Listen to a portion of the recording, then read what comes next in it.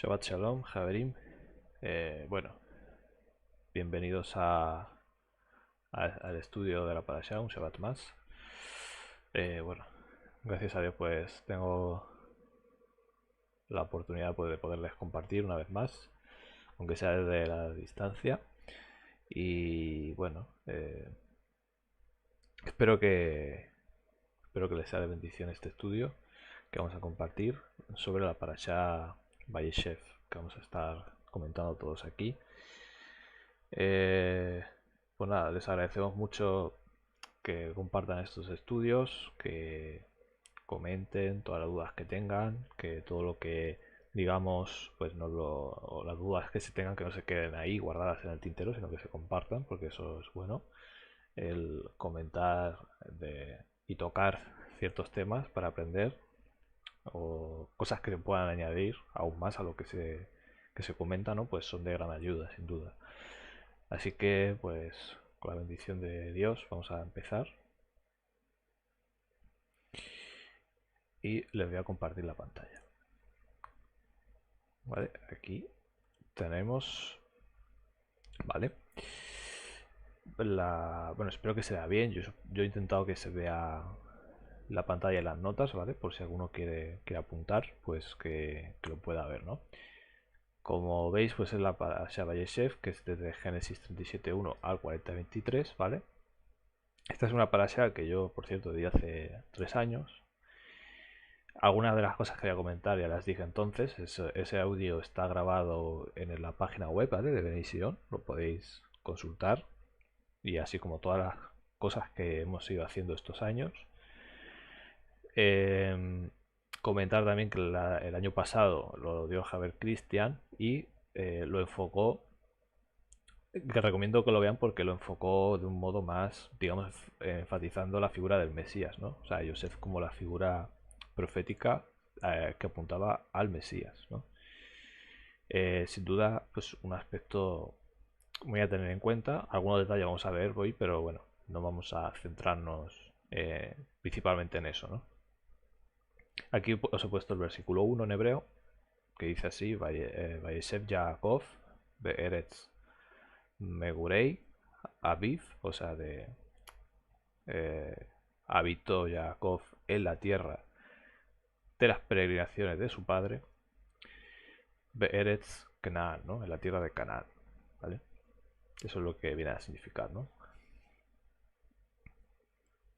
Y pues aquí he puesto el índice. Como veis, bueno, os he puesto un resumen, así pequeño resumen, bueno, el título, ¿no? Lo que trata cada capítulo, que son 5, o sea, perdón, cuatro capítulos, ¿de acuerdo? Lo que se estudia. Pero nos vamos a centrar en el día de hoy en el primero, aunque también, si da tiempo, porque no sé más o menos cuánto me va a llevar, podemos tocar también un poco así brevemente, comentar algunos detalles de los demás capítulos, ¿no? Aunque más o menos, ya habiendo estudiado este capítulo, ¿no? Digamos que este capítulo es como una introducción a los hechos que le ocurren a Joseph, ¿no? En el resto de su vida, ¿no? Y te ayuda a entender este capítulo 37, ya te ayuda a entender mucho mejor el resto de los capítulos. Así que bueno, nos vamos a centrar en este. Tenemos también lo que sucede a Yehuda y Tamar. Yehuda, que por cierto se menciona en el capítulo 37, lo vamos a ver también. Y pues bueno, aquí se relata pues cómo Tamar no se hace pasar por prostituta, ¿no? Y Judá pues termina teniendo una relación con ella, ¿no? Digamos que, bueno, ahí se ve todo ese relato, ¿no? El año pasado Cristian Javer lo tocó.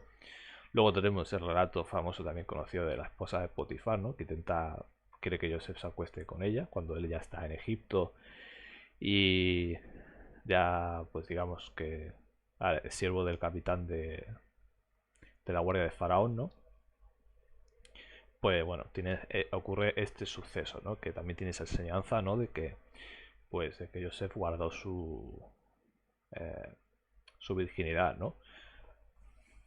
Y luego tenemos el último capítulo, así para comentar brevemente, pues son los otros sueños que Joseph pues interpreta, ¿no? De los prisioneros, ¿no? En este caso que estaban con él en la cárcel. Y que es lo que les termina pues dándole esa fama, ¿no? De interpretador de sueños, o de Joseph el soñador, ¿no? Conocedor de los sueños, ¿no? Hay cositas que comentar sobre eso, pero bueno, vamos a irlas viendo poco a poco.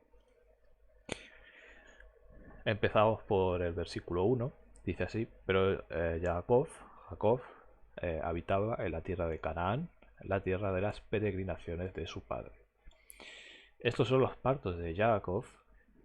José era, y lo pongo así porque ahora vamos a ver, José era de 17 años y apacentaba las ovejas con sus hermanos. El joven estaba con los hijos de Bilá y de Zilpa, mujeres de su padre, y José informaba a su padre la mala fama de ellos.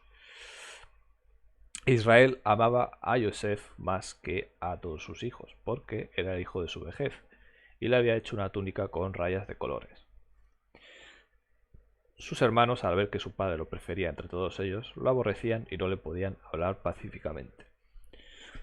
Bueno, aquí hay muchas cosas que comentar. O sea, estos detalles, ¿no? Que tú ves cuando vas al texto hebreo. Es muy bueno conocer el hebreo. Yo diría que es incluso mejor o más interesante. O sea, por lo menos de todo lo que llevo aprendiendo estudiando. Incluso diría que, bueno, a ver, tú puedes leer comentarios, ¿no? Evidentemente. Y con comentarios de gente que sabe hebreo, ¿no? Y ya aprendes cosas, ¿no? De hecho, pues yo os comparto comentarios. Pero el hecho de conocer el hebreo y leerlo en hebreo, pues ya te da detalles, cosas interesantes, que probablemente muchos comentaristas ahí no llegan, o no lo ven, ¿no?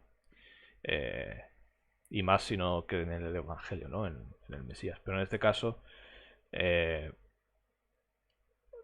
pues eso, el hebreo, cuando tú lees, por ejemplo, los comentarios pues, de rabinos, ¿no? De algunos judíos, ¿no? Pues sí que es cierto que ves detalles, ¿no? Interesantes a veces, otras veces no, pero ves muchos detalles que cuando lo lees en español, pues dices, bueno, no tiene nada que ver, ¿no? O sea, ¿qué está diciendo aquí, ¿no? Pero es porque ellos lo leen en hebreo y, bueno, yo por eso recomiendo que si alguien tiene la oportunidad de aprender, que lo haga, porque le va a abrir le va a abrir la mente primero, y luego le va a abrir pues muchas posibilidades a la hora de leer la escritura, sobre todo si quieres estudiar más en profundidad y quieres enseñar y compartir. Pues conocer el hebreo es una herramienta para mí indispensable, porque te cambia mucho la forma de entender las cosas. Bien, pues empezando en el versículo 1, ¿no? Tenemos este detalle, ¿no? Primero se empieza hablando de Jacob, ¿no? Y de hecho el versículo 2 pues comenta, ¿no? Estos son los partos, o algunas versiones traducidas, la genealogía de Jacob, ¿no? Que ahora vamos a ver, o la historia de Jacob. Bueno, es importante que la escritura, Moisés, siga haciendo énfasis en que es una tierra de peregrinaciones, ¿no? Por eso lo resalto, lo subrayo, ¿no? Y no lo llama como tal tierra prometida. Está haciendo énfasis en que es una tierra que más adelante les sería entregada o prestada, pero que no les pertenece. O sea, ya parte de esa fase, de ese punto, ¿no? Y ellos habitaban allí por fidelidad a la promesa de Dios, ¿vale? Ellos estaban allí porque sabían que Dios se las iba a dar más adelante, pero obviamente eran peregrinos, o sea, y ni siquiera cuando habitaban allí, o sea, era suya como tal, porque David mismo dice que es peregrino y extranjero somos, ¿no?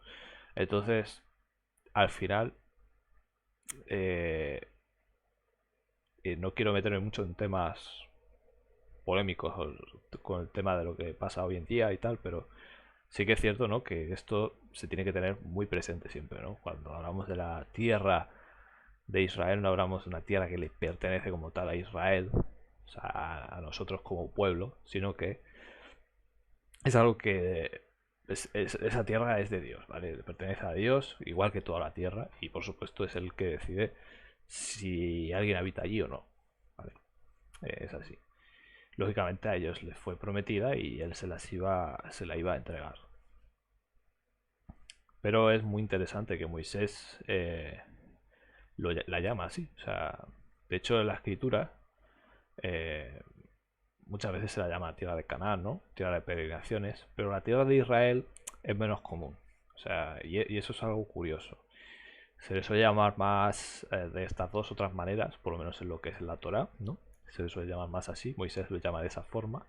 También es lógico porque él todavía no habitaba allí, ni Israel, pero bueno, ahí está el detalle, ¿no? Y habitó Jacob, ¿vale? La Biblia nos dice, ¿vale? Esto comenta Ibn Ezra, que en el capítulo anterior, versículo 8, que los jefes de Saf habitaron en el monte de Seir, pero que Jacob habitó en la tierra escogida. Esto lo dice, bueno, dice el capítulo anterior, ¿no? El propósito de nuestro versículo es enseñarnos que Jacob, en contraste con Esaf, habitó en la tierra de Israel, ¿vale? Bueno, ahí está. Y ahora aquí comenta algo Rambam, más o menos va en sintonía con lo que yo estoy diciendo, ¿vale?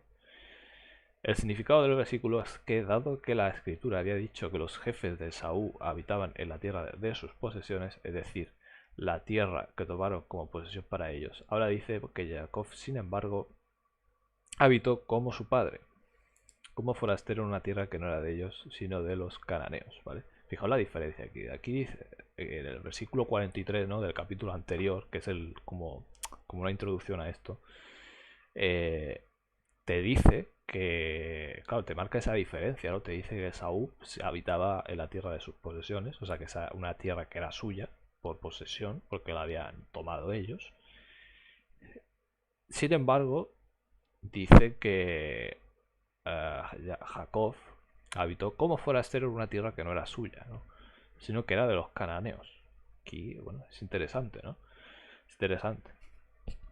El significado es para siempre relatar que ellos eligieron morar en la tierra elegida por Dios, lógicamente, y que las palabras de Dios a Abraham, que tu simiente será extranjera en una tierra que no es de ellos, se cumplieron en ellos, pero no en Esaú, porque solo Jacob será llamado descendencia de ellos. Bueno, el caso aquí, ¿no? Y lo más importante, pues es eso, ¿no? Que no les pertenecía como tal esa tierra, que Dios se la entregó, pero ni siquiera porque ellos se lo merecieran, sino porque era la voluntad de Dios. Y ya está, o sea, no hay más. Vamos al versículo 2. Ahora vamos con el tema de esta palabra, ¿no? Porque yo tradujo partos aquí, ¿no? Que ya lo dije, lo comenté, de hecho, en una porción anterior. Pero bueno, aquí cuando se emplea la palabra toldot, ¿vale? En hebreo, que se traduce como nacimiento, genealogía, se utiliza para ello, ¿vale? Para cuando aparece una genealogía de un patriarca, ¿vale?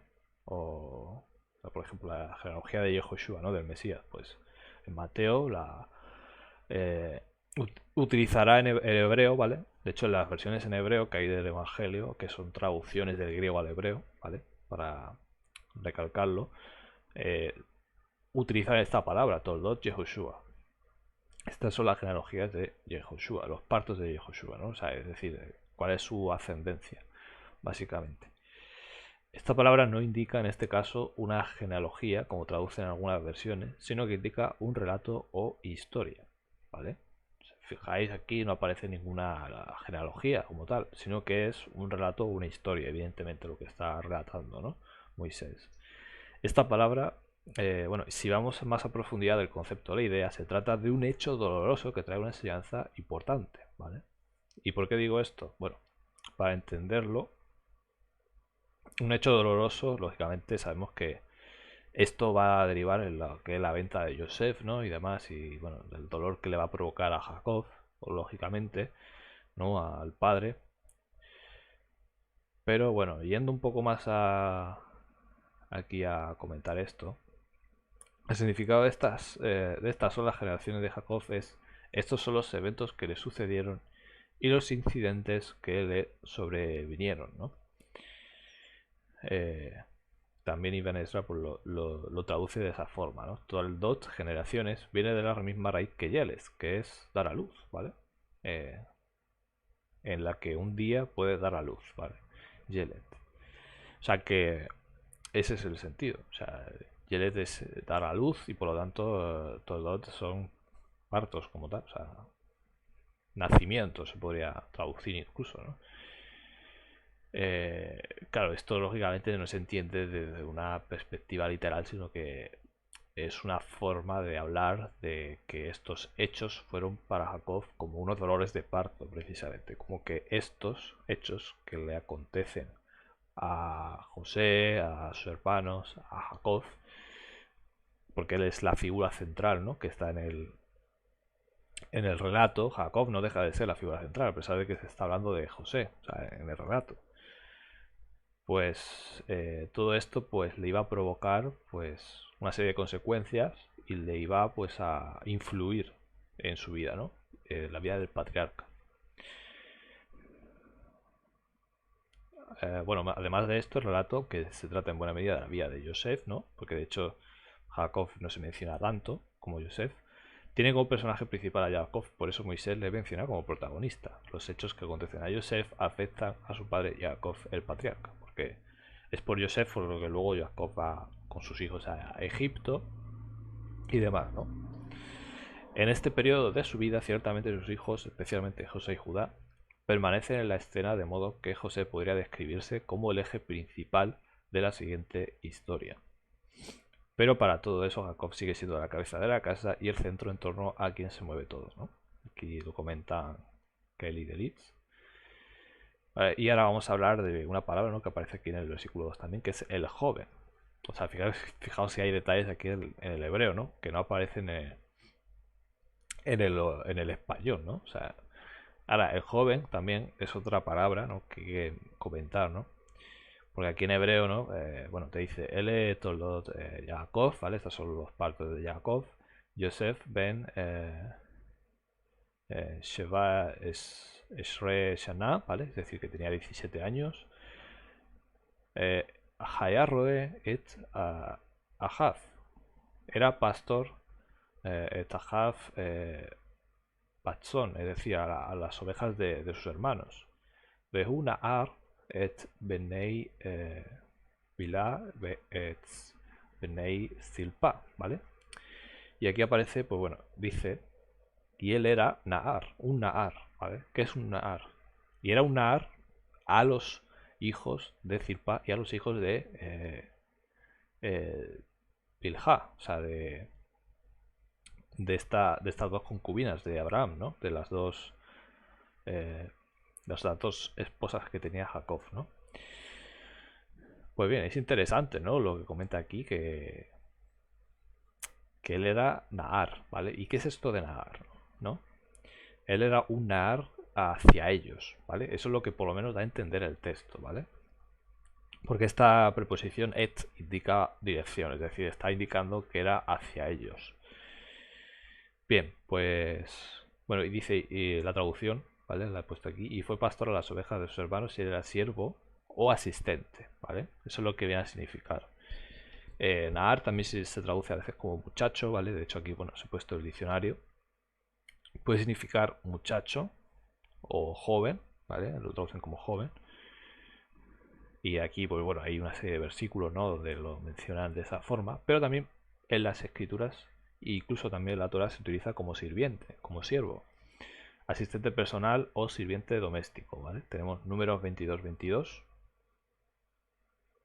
¿De acuerdo? Y pues ahí aparecen estas referencias donde se usa de esa forma, ¿no?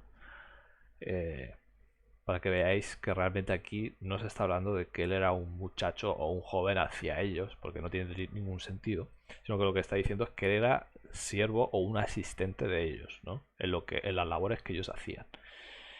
Claro, esto tiene sus implicaciones, ¿no? Luego dice que trajo Joseph informes de ellos de maldad a su padre, ¿no? O sea, acerca de ellos les trae informes de cosas malas que hacían, ¿no? Porque su padre se lo decía que hiciera así, lógicamente. Los hijos de las concubinas, los hijos de Bilá y Zilpa, hicieron a José su asistente y pone entre comillas siervo, ya que él era su hermano menor. Este fue el mal informe de ellos que trajo a su padre, ¿no? Entonces Ibn Ezra dice, va más allá y dice que lo que se refiere con un mal informe era que era precisamente que lo hicieron como un siervo, como lo que lo trataban como un siervo, no como un hermano, ¿no? Claro, esto lógicamente, pues tiene mucho sentido con lo que dice el texto, tiene bastante sentido, ¿no? Que se fuera el detalle, ¿no? De por qué le trajo un mal informe, ¿no? O le traía malos informes. Pues a lo mejor era así, de hecho sí, de hecho tiene sentido, tiene lógica, ¿no? Porque claro, si está diciendo el texto que era para ellos o hacia ellos como un siervo, como un muchacho, ¿no? Que servía, y no como un hermano, porque de hecho era un hermano, ¿no? Era su hermano, pues esto ya implica pues que lo trataban de una forma inadecuada, ¿no? Bastante incorrecta e inadecuada. Lo que está claro es que él pedía a Joseph que le informara sobre sus hermanos, ¿no? Leemos en Génesis 37, 13 y 14, dijo Israel a José, ¿no? Y es curioso que se utiliza el nombre de Israel aquí en este caso. No están tus hermanos pastoreando en Siquem, ven, te enviaré a ellos. Y él dijo, venme aquí, ¿vale? Y él dijo, ve, mira cómo están tus hermanos y cómo se encuentran el rebaño, y tráeme un informe. Así lo envió desde el valle de Hebrón y llegó a Siquem, ¿vale?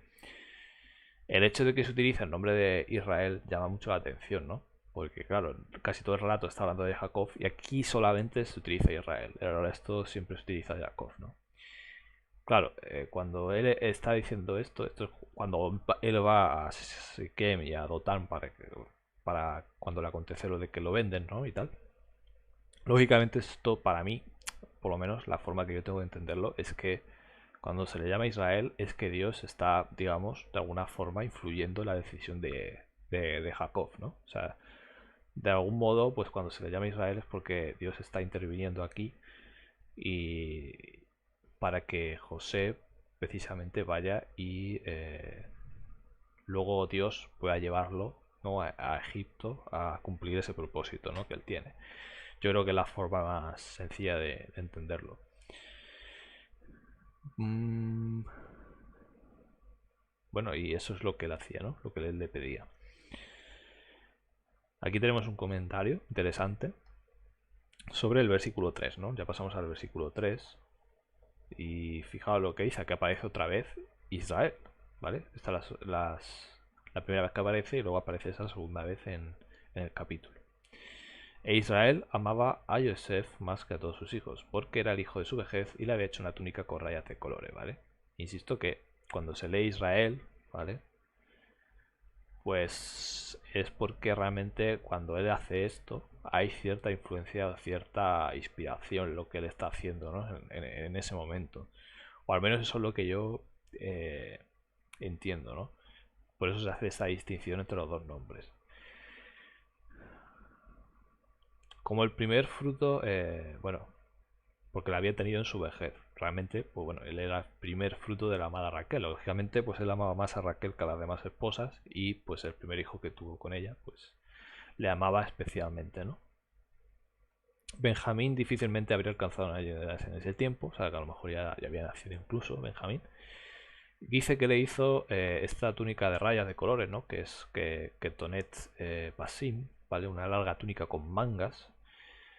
Y en griego, pues bueno, la Septuaginta utiliza se usan estas dos palabras, ¿no? Estos dos conceptos e ideas para traducirlo.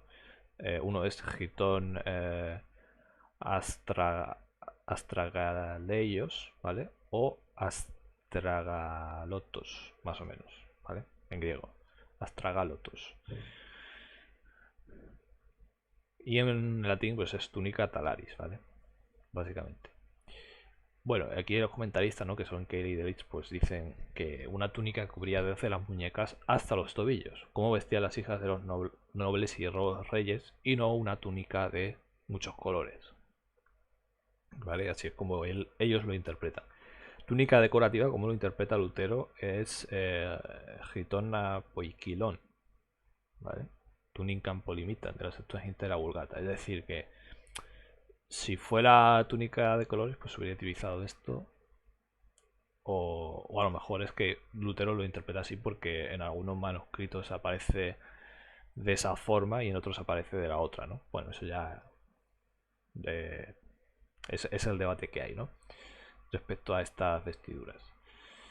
Esta parcialidad, de todos modos, ¿no? Al final hay que ir al grano, que al final lo importante es que esto hizo que pues era una muestra de preferencia, ¿no? de Israel o de Jacob a José, ¿no? Pues esta parcialidad hizo que José fuera odiado por sus hermanos, de modo que no podían Dabro le Shalom, es decir, hablarle pacíficamente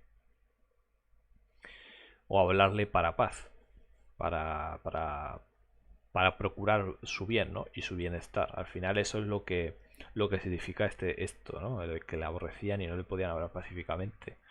O sea, en hebreo dice Dabrol le Shalom es a hablarle o comunicarse con él para buscar su paz o su bienestar, sino que ya se dejaron de tratarle como un hermano, o sea, dejaron de procurar su bienestar y su paz, ¿no? Si ya digamos que le pillaron pues mucha tirria, ¿no? Ya no le deseaban la paz ni el bien, ¿no? Comenta ahí Ben Ezra, pues incluso pacíficamente no le hablaron de cosas en las que estaban de acuerdo o ni siquiera le dijeron cómo estás, o sea, no se preocupaban por su bienestar al final, ¿no? Básicamente. Ni estar de buenas con él ni nada de eso. Bueno, aquí en Strong, por ejemplo, aparece lo de que es una túnica larga y de mangas, el plural, ¿vale? De la palabra pas, pasim. Pero luego también menciona lo de diversos colores, ¿no? Como posibilidad también. Luego tenemos Ibn Ezra, comenta que era un abrigo de muchos colores, ¿vale? O sea, como veis hay diversidad de opiniones. Que Tonet Pasim significa abrigo bordado. Aquí comentan... esto no es de Ibn Ezra propiamente, sino que es ya de los que le interpretan, ¿vale? Dice, un abrigo hecha de piezas bordadas. Algunos textos omiten la capa bordada, según Ibn Ezra, Pasim significa partes. El abrigo estaba compuesto por piezas bordadas, cada una de las cuales era de un color diferente. ¿Vale? Esto dice Filwar, para una interpretación alternativa de Cherez. Bueno, son comentaristas judíos, ¿vale? Que interpretan lo que dice Ibn Ezra. Luego, bueno, sobre muchos colores, la palabra Pasim, muchos colores, es similar a la palabra aramea Pas, en parte de paz una mano, ¿no? Bueno, eso también dice Benesra, ¿no? Sobre esto. Luego, pues aquí la parte práctica, ¿vale? Que es lo verdaderamente importante. Aparte de lo comentado sobre la relación entre Yosef y Jacob, pienso que este tenía más atención hacia Yosef porque le prestaba más atención que los demás a los asuntos espirituales. ¿Vale? Esto se ve en el hecho de que cuando Yosef contó el sueño se quedó meditándolo y pensándolo, aunque no realmente no es que se quedara meditándolo y pensándolo, sino que él guardó el sueño, o sea, que él guardó el asunto, la palabra. O sea, que realmente te está indicando que al final Jacob lo tomó como proveniente de Dios, porque te está diciendo que él lo guardó. O sea, el verbo shamar en hebreo pues implica no solo guardar, sino obedecer, como ya sabemos, ¿no? Lo guardó y lo vigiló. Y lo tomó como proveniente este asunto, ¿no? Como algo realmente tenerlo en cuenta, ¿no? Como algo de inspiración, ¿no? Divina, seguramente. Y bueno, pues yo entiendo, ¿no? Que Jacob, pues también, no solamente que era el hijo de Raquel, sino que también tenía esta vocación un poco más espiritual, ¿no? Con el tema de los sueños y tal. Luego vemos que el detalle de la camisa túnica pues fue necesario e imprudente, obviamente, ya que era obvio que demostraba una preferencia sobre los demás hermanos, ¿no? Es una excusa perfecta para que los demás hermanos pues le pillaran tirria, le odiaran y demás, ¿no? Y le sentaría mal, obviamente. Aunque uno tenga una preferencia sobre uno u otro hijo debido a la inmadurez o insensibilidad de estos, cuando ¿qué pasa? Que los niños o los muchachos a edades tempranas pues son más inmaduros, más sensibles, lógicamente. Y estas cosas las tienden a interpretar pues de esa forma, ¿no? Como que ya me quiere menos a mí, quiere más al otro, etcétera, ¿no? Y al final eso es inevitable, eso es algo que está en la naturaleza humana pecaminosa, ¿no? Que tiendes a interpretar las cosas de mala manera. que sobre todo en edades bastante tempranas, bueno, en edades tempranas los niños son bastante sensibles. En este caso, obviamente, los hermanos ya eran adultos, pero les faltaba madurez. O sea, no eran maduros todavía. Es fácil que interpreten un acto así como que él les está robando la preferencia, ¿no?, de su padre. Es más prudente ocultar estas preferencias si se tienen o tratar de valorar de forma equilibrada a los hijos. Lógicamente esto es la enseñanza que tiene, ¿no? Y si se regala algo a alguno, que sea a ambos, para no dejar lugar en su mente o dudas respecto al amor que los padres tienen hacia ellos, ¿no? Otra cosa que se puede comentar también es que, como ya hemos dicho, ¿no?, que se dice que era Israel, ¿vale?, lo nombra como Israel, es que probablemente esto Dios lo haya utilizado, ¿no?, de cierta forma haya influido de cierta manera para que fuera así, para sacar a la luz lo que había en sus corazones al final, ¿no? Es otra gran posibilidad, pero sin dejar de lado esta enseñanza que nos da el texto, que decir que obviamente no siempre, o sea, obviamente superficialmente, ¿no?, digamos, a simple vista, pues lógicamente está mal, porque no se tiene que hacer eso, ¿no? Pero en este caso Dios iba a utilizar esto para sacar lo que había en el corazón de los hijos de Jacob, ¿no?, que era ese odio, ese egoísmo, ¿no?, que tenían ellos, ¿no? Bien. Seguimos. Vamos a leer ahora estos versículos, comentarlos. Los sueños de... Aquí ya se relata, ¿no?, que él declara ya estos sueños. Dice: yo soñó José un sueño y lo declaró a sus hermanos, diciéndoles: oíd este sueño que he soñado. Y aquí estábamos atando gavillas en medio del campo, y aquí mi gavilla fue levantada y se mantenía erguida, mientras que vuestras gavillas, puestas alrededor, se postraron ante mi gavilla. Y le dijeron sus hermanos: ¿acaso pretendes reinar sobre nosotros, o te enseñorearás tú de nosotros? Y lo odiaron aún más a causa de sus sueños y de sus palabras. O sea, ya no solamente ya que le había regalado ese vestido, ¿no?, sino que encima, pues claro, les cuenta este sueño, ¿no?, que claramente, ¿no?, pues indica que de alguna manera pues se van a postrar ante él, ¿no?, de alguna forma, ¿no? Y claro, esto ya lleva pues la mente, ¿no?, como es carnal, ¿no?, y tiende a ponerse a la defensiva, ¿no?, a siempre ponerse no en lugar del otro, sino ponerte tú en primer lugar antes que el otro. Pues ya pues interpretas que esto significa que te vas a tener que postrar ante él, ¿no? Entonces, claro, eso a la carnalidad y al egoísmo, ¿no?, al ser humano, pues le molesta bastante. Bueno, aquí pregunto yo, ¿no? ¿Se equivocó José al contar el sueño a sus hermanos? O sea, una pregunta lógica, ¿no? O sea, si los hermanos eran así, o sea, primero, ¿por qué Dios le muestra este sueño? Y segundo, ¿por qué José se lo cuenta, ¿no? Si sabe que se van a rebotar así. Pues precisamente lo mismo que lo anterior, es decir, para sacar lo que había en sus corazones, básicamente. Esa es la razón principal, ¿no? Porque al final, si tú quieres que alguien cambie o su forma de pensar y para bien, lógicamente, pues estas cosas tienen que salir a la luz. No se pueden guardar ahí dentro, no se pueden quedar ahí, sino que esto tiene que servir para que ellos hagan el cambio, ¿no? Y al final es Dios lo que procura siempre. Su foco principal en la gente, ¿no?, pues es el buscar el arrepentimiento de la persona, ¿no?, y la corrección.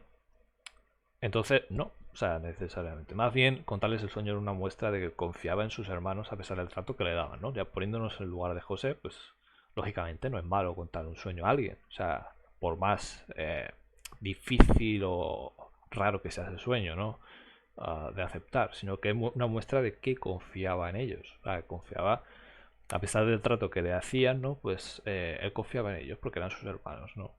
Lógicamente. Esta inocencia solo reflejaba que José tenía un corazón limpio y que deseaba ser honesto con ellos. Sin embargo, sin duda era la voluntad de Dios que Él les diera a conocer estos sueños para que saliera a la luz lo que había en sus corazones. Esto hace Dios muchas veces para buscar la corrección y el arrepentimiento de todos, ¿no? O sea, bueno, permite que pasen estas cosas para que haya esa corrección. Los hermanos, con su voluntad enferma, no podían ver en los sueños nada más que las sugestiones de su propia ambición y orgullo de corazón, ¿vale? O sea, es decir, que lo que realmente muestra este sueño es lo que había en sus corazones. O sea, aparte de que es un sueño profético, muestra lo que ellos ansiaban, ¿no? Que era el ser el preferido del padre, lógicamente, ¿no? Ser el primero, ¿no? Como los discípulos, que curiosamente también eran 12, ¿no? Pues peleaban quién será el primero, ¿no? Quién va a ser el mayor, ¿no? O sea, al final... claro, no tiene nada que ver. O sea, el asunto no va por ahí, ¿no? Incluso el padre, a pesar de su parcialidad, estaba afligido por el segundo sueño. Los sueños no son representados como revelaciones divinas, sin embargo, no deben tomarse como meras extravagancias de un corazón ambicioso, como si Joseph fuera... se lo hubiera inventado para ser por lo que era ambicioso, ¿no? Sino que con el pensamiento de unos sentimientos internos profundos, los cuales no fueron producidos sin algún tipo de influencia divina ejercida en la mente de Joseph. ¿De acuerdo?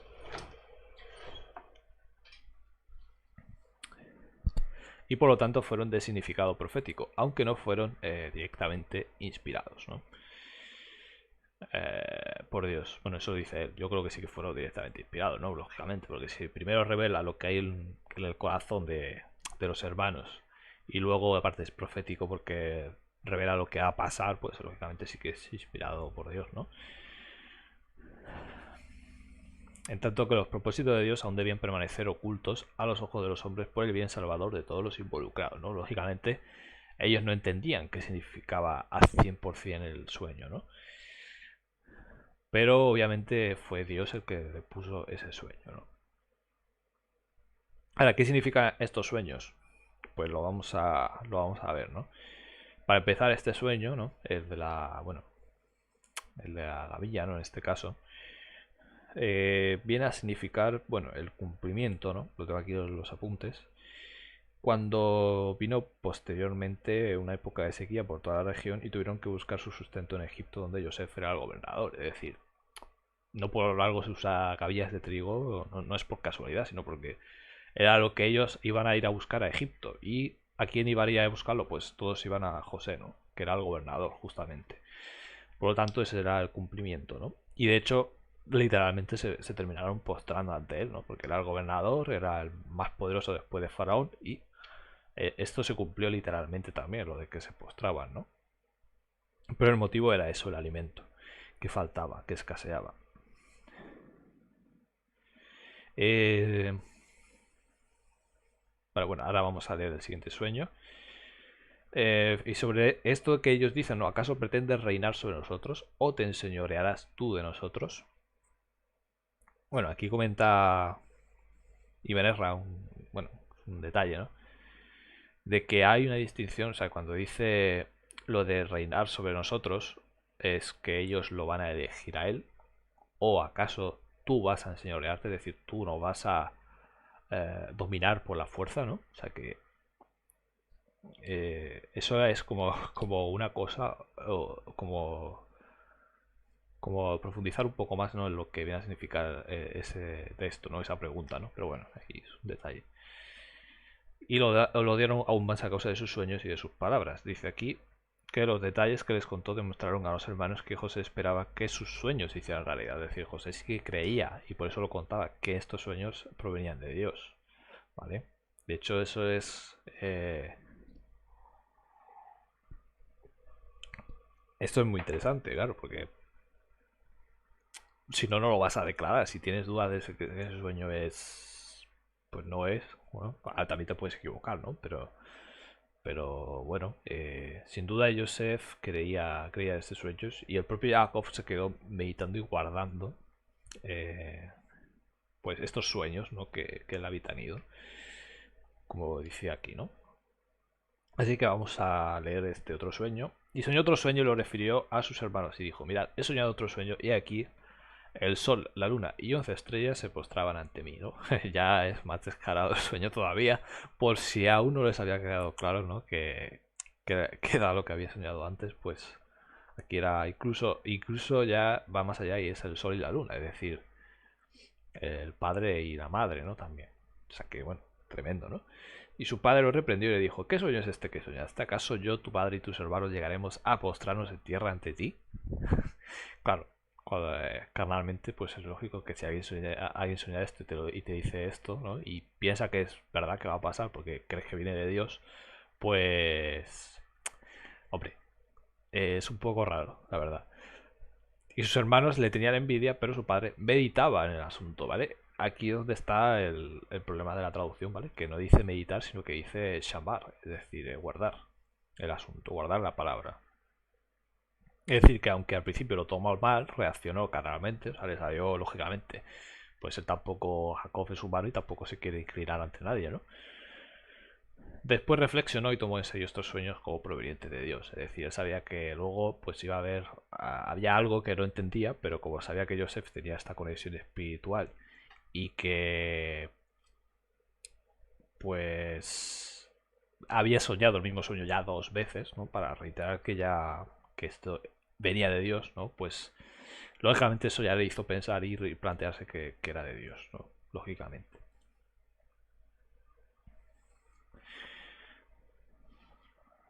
Bueno, aquí ya pasamos a la siguiente parte, que es ya cuando están...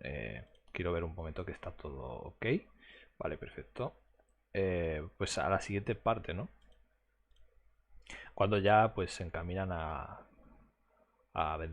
cuando es lo de la venta ya, ¿no? De Joseph a los ismaelitas o madianitas. Dice, encaminados pues sus hermanos a apacentar el rebaño de su padre en Siquem, dijo Israel a José. Otra vez Israel, ¿vale? Fijaos. O sea, aquí en este capítulo sí que aparece ya varias veces Israel, ¿vale? No están tus hermanos pastoreando. Esto es lo que hemos leído, de hecho, antes, ¿vale? Es lo mismo que hemos leído. Aparece 2 veces Israel en este capítulo. Y es lo que he dicho. Creo que se utiliza este nombre porque realmente aquí hay una influencia de Dios detrás para que esto pase y suceda como Dios quiere, ¿no? ¿No están sus hermanos pastoreando en Siquem? Ven, te enviaré a ellos. Y él dijo, heme aquí. Y él le dijo, ve, mira cómo están tus hermanos y cómo se encuentra el rebaño y tráeme un informe. Así lo envió desde el valle de Hebrón, que es donde ellos estaban, ¿no? Y llegó a Siquem, ¿vale? Para que veáis el mapa y que veáis dónde está, ¿vale? Esto localizado, pues bueno, tenemos...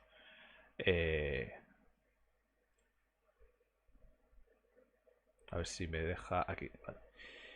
Pues ellos estaban aquí, ¿vale? En Hebrón. Y pues José tiene que hacer toda esta ruta, ¿vale? Hasta más o menos así que, ¿vale? Que bueno, es un ejemplo, ¿no? Y luego tiene que ir a Otan, ¿vale? Que es donde pues le va a indicar pues este señor que se va a encontrar, que le va a indicar que ahí están sus hermanos, ¿no? Pastoreando. Bien. Pues eso, ¿no? Esa es la ruta que él hizo. Fijaos que es bastante largo, ¿no? O sea, es casi recorrer toda la tierra, ¿no? Prometida. Eh, más de la mitad de la tierra prometida. O sea que es un recorrido bastante largo el que él tiene que hacer. Está bastante lejos. Fijaos que Jerusalén está aquí, ¿no? En el sur, al lado del Mar Muerto. O sea, está más o menos en esa zona. Y tiene que ir hasta casi el valle de Megiddo, o sea, al norte de Israel. Pasamos a los siguientes y dice... y un hombre lo halló deambulando por el campo. Y el hombre le preguntó diciendo, ¿qué buscas? Y dijo, busca a mis hermanos, muéstrame dónde pastorean. Respondió el hombre, partieron de aquí, pues los oí decir, vamos a Dotán. Y encaminado José tras sus hermanos, los halló en Dotán. ¿Vale? Bueno, aquí muy interesante, una vez más, pues en el hebreo hay un detalle que no aparece en el español, ¿vale? Porque te dice un hombre, ¿vale? Pues ya sabes que es un ser humano. Pero no, en hebreo aparece el término ish, que ya sabéis que se utiliza también puede utilizarse para un mensajero de Dios o del enemigo también, puede ser. Entonces, aquí es donde pues se ven más detalles, ¿no? Se pueden ver más detalles. El Bayo Unis, un varón, podría ser, según la interpretación, un mensajero de Dios. O también podría ser un humano, o sea, simplemente un comerciante que le vio un poco perdido y le indicó cuál era la ubicación de sus hermanos, porque se había encontrado con ellos antes, ¿no? Yo soy más partidario de lo primero, ¿vale? Por el término ish, que es muy común que se aplique a alguien que hace la voluntad de Dios. No se le aplica a cualquiera, ¿vale? O se usa tanto para mensajeros de Dios, tanto humanos como angelicales, como para mensajeros del maligno. Puede ser, seguir siendo un mensajero de Dios, ¿vale? Pero humano, ¿vale? O sea, porque un humano también puede ser un mensajero.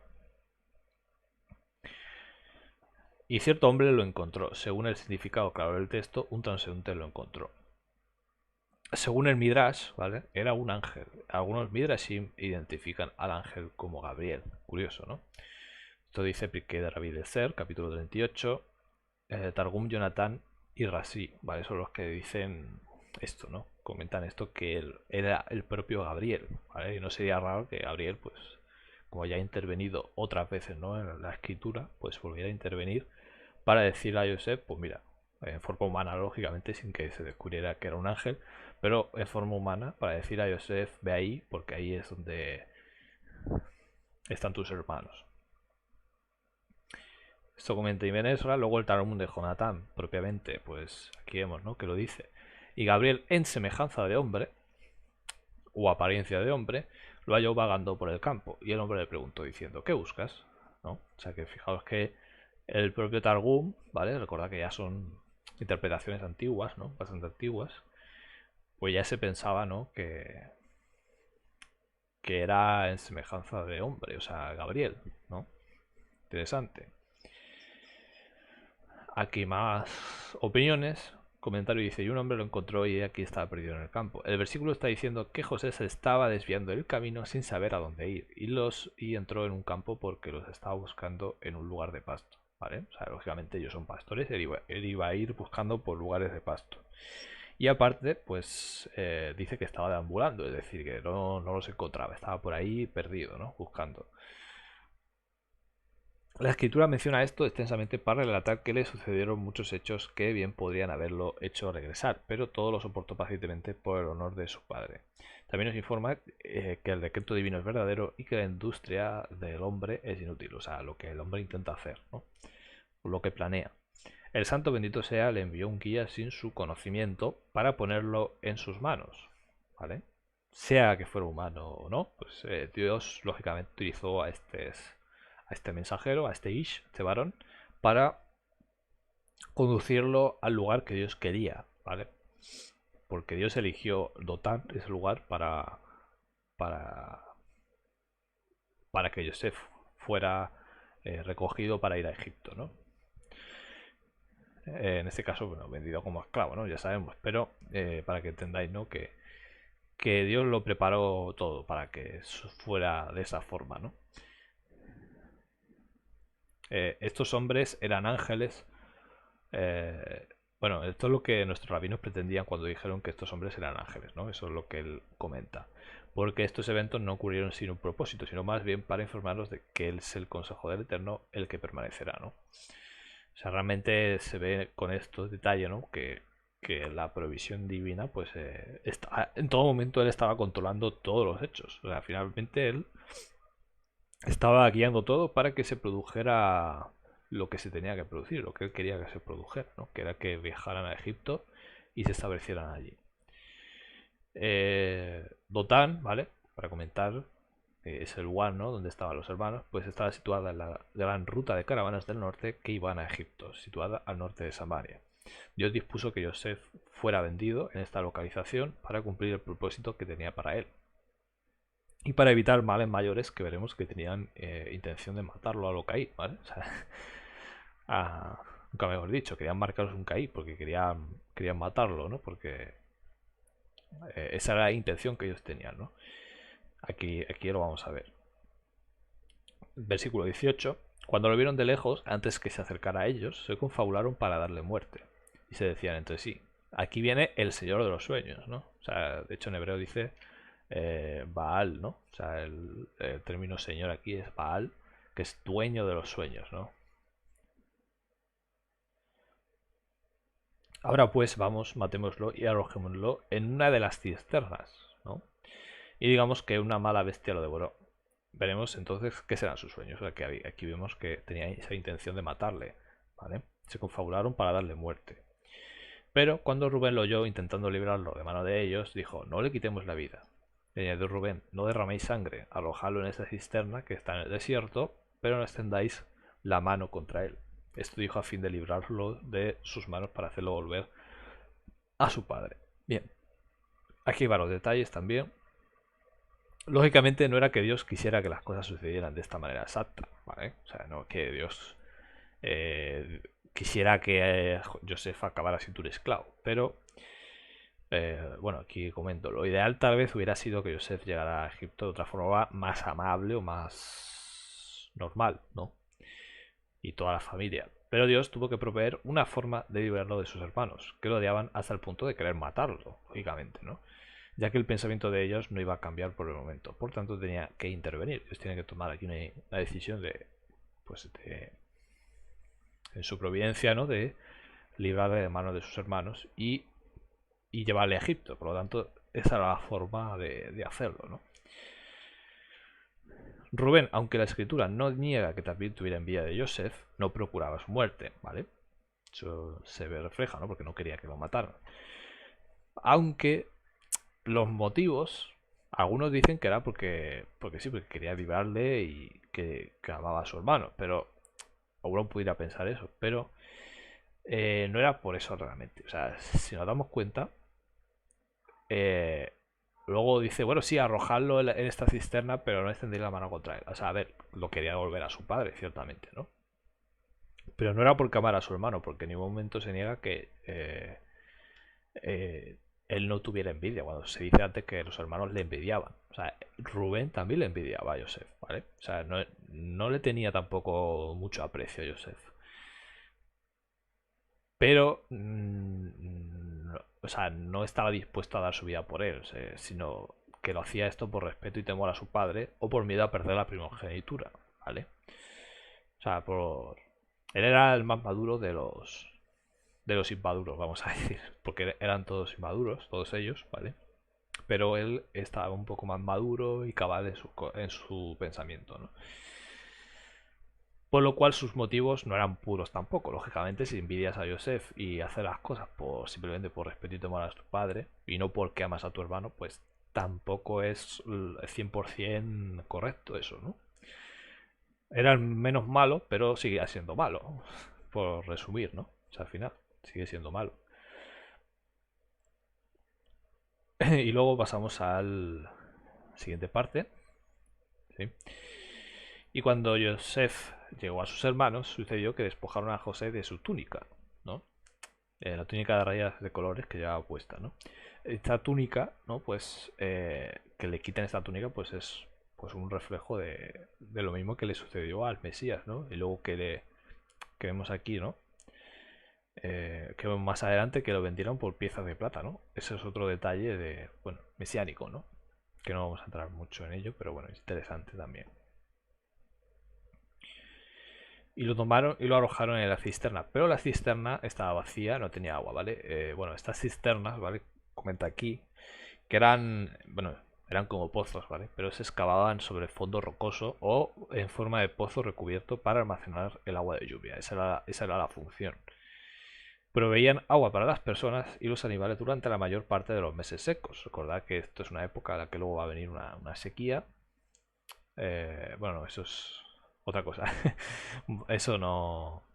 Lo de la sequía es mucho más adelante, pero era común que hubiera sequías en épocas de sequía, que podrían durar años. Eso era muy común eh, en aquel entonces. O sea, era como aquí en España, ¿no? Hemos tenido unos meses donde había pues bastante sequía y ahora está lloviendo otra vez, ¿no? Pues eso es algo que pasa mucho en este tipo de climas, ¿no? Mediterráneos. Cuando estaban vacías, a menudo servían como celdas temporales para prisioneros. Vemos, por ejemplo, a Jeremías, ¿no? En el relato del profeta que le encerraron en una cisterna. O sea, le encerraron en una cisterna al profeta, ¿no? Porque no querían escuchar sus mensajes de advertencia, ¿no? Ahí está el detalle. Bueno, más detalles. Luego se sentaron a comer pan y alzando sus ojos vieron una caravana de ismaelitas que venía de Galad, lo que hemos dicho, que era lugar donde pasaban caravanas. eh, ¿Vale? Lo tenemos por aquí. ¿Vale? Una gran ruta de caravanas del norte que iban hacia Egipto, ¿vale? O sea que era una zona comercial, ¿no? Y por eso Dios lo lleva ahí a esa localización, porque le quiere librar de sus hermanos, ¿no? Lógicamente.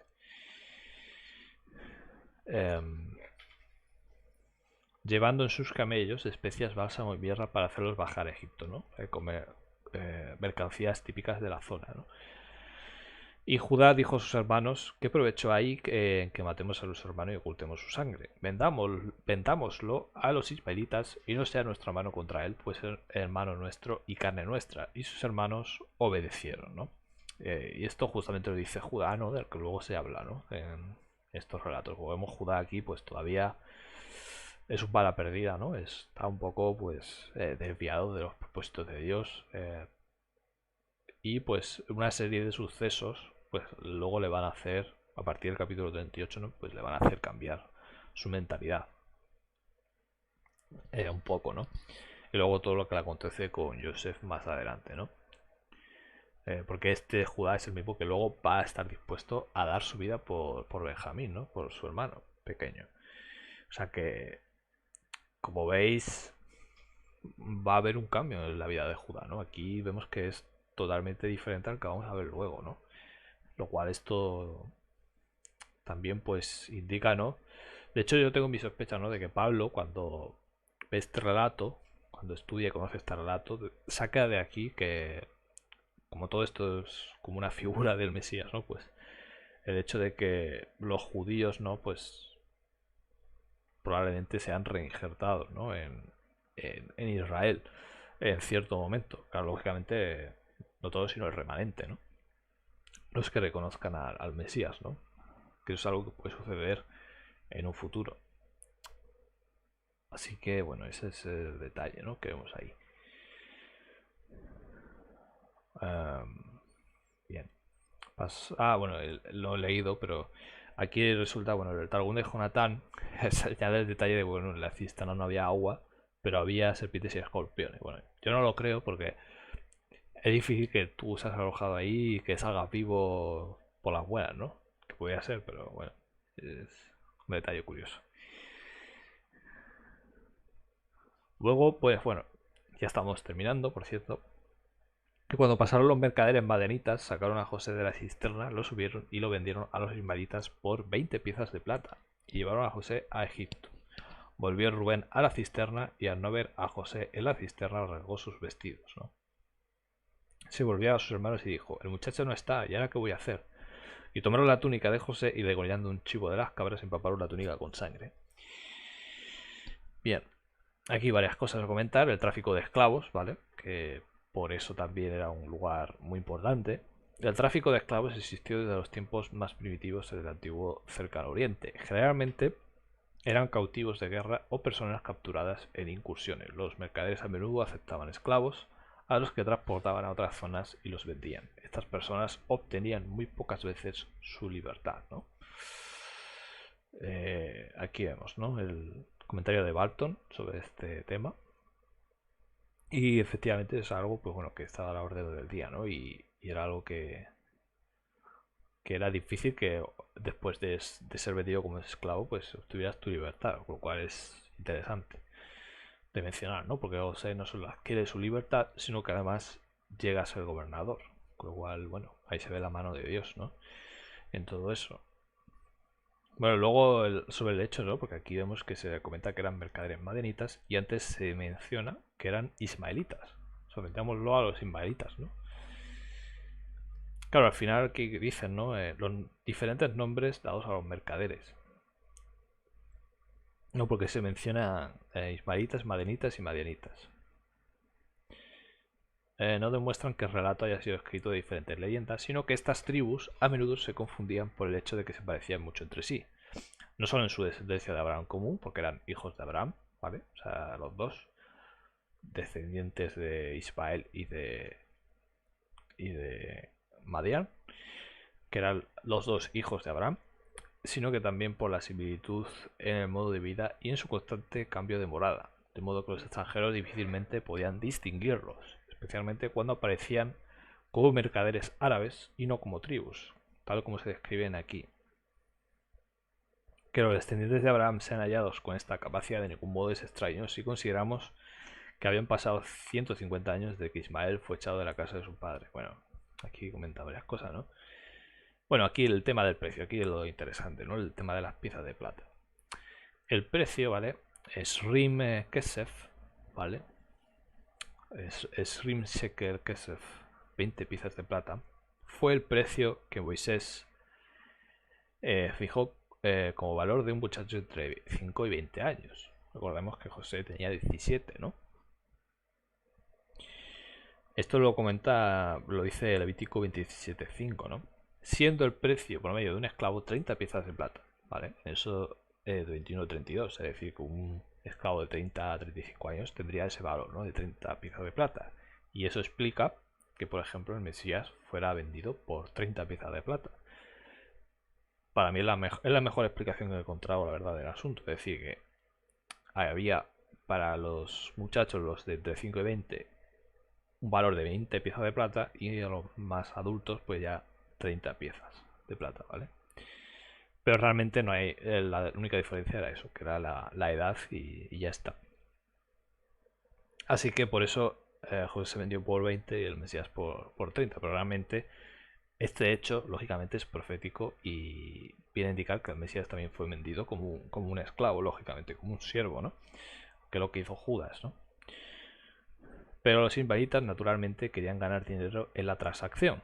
Aparte de eso, pues lógicamente querían salir ganando y por eso lo vendían por 20, ¿no? Aquí vemos, citamos el relato, ¿no? De Mateo 26:15, ¿no? Y ellos le pesaron 30 piezas de plata. Porque lo compraron como un esclavo, ¿no? Para ellos hacer con él lo que quisieran. Y lo entregaron así. O sea, Judas le vendió al Mesías, ¿no? Por así decirlo. Pero bueno, ahí está el detalle. Y justo Judas era, por supuesto, uno de los 12. Era uno de los hermanos de Yahushua. Bueno, y ya para terminar vamos a leer esto.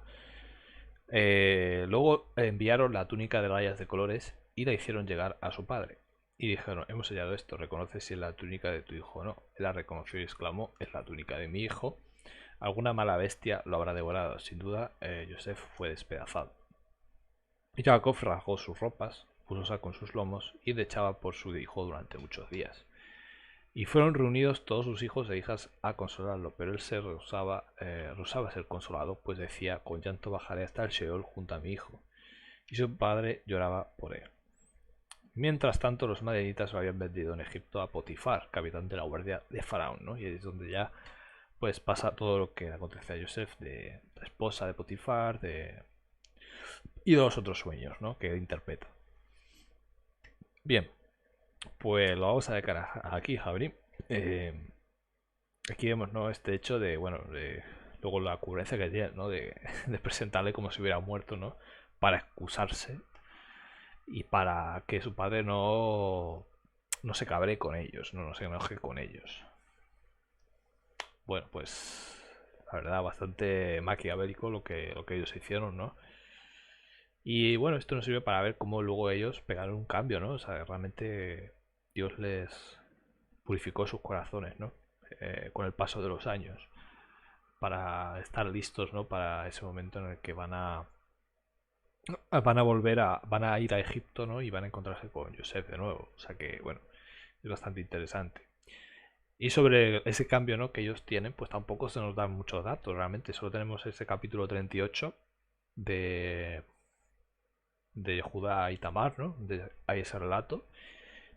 Y claro, hubiera estado interesante ver, ¿no? Qué pasó, qué les pasó, ¿no? O sea, cómo cambiaron, ¿no? O sea, Dios les hizo cambiar les cambió el corazón, ¿no? O sea, no se nos dan muchos datos. Así que bueno, lo vamos a dejar aquí. Espero que les haya eh, servido este estudio, ¿no? Javerín. Y pues ya nos veremos, Dios mediante, en una próxima oportunidad y el próximo Shabbat seguiremos estudiando, ¿no? Desde aquí, desde esta plataforma, desde YouTube y presencialmente o en Facebook. Así que un saludo a todos y espero que estén bien. Shabbat Shalom.